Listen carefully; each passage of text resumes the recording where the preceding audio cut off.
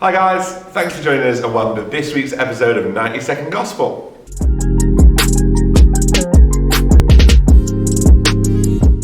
So we're still in the season of Easter, so hopefully you're all still celebrating the joy of the resurrection.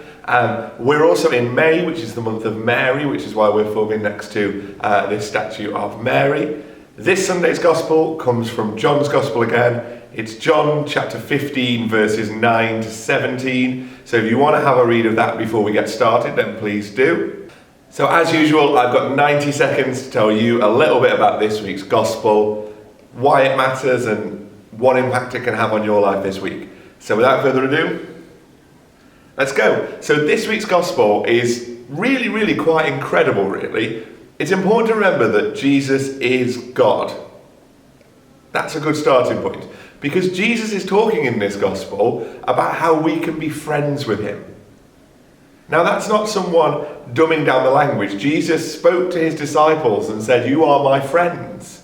And today, Jesus calls us to be his friends also.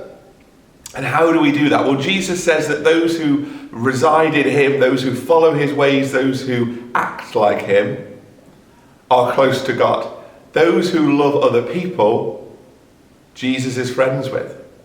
Jesus gives them the great commandment to love one another as I have loved you.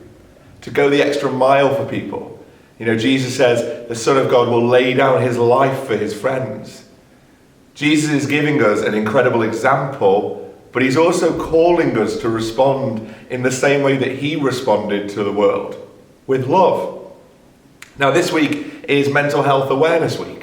It's a really important week when we think about our own mental health, but also the mental health of other people. The last year has been really difficult, and I imagine I know lots of people, will be struggling with their mental health. Jesus calls us to love everyone. So how do we love those who are struggling? How do we care for those people in our community who need our support? How do we go the extra mile to love people in the same way that Jesus loves us? That's my challenge for you this week, to reflect on how you can better love other people and how you can be Jesus to those that you meet in our school and in our communities. So I hope you have a great week.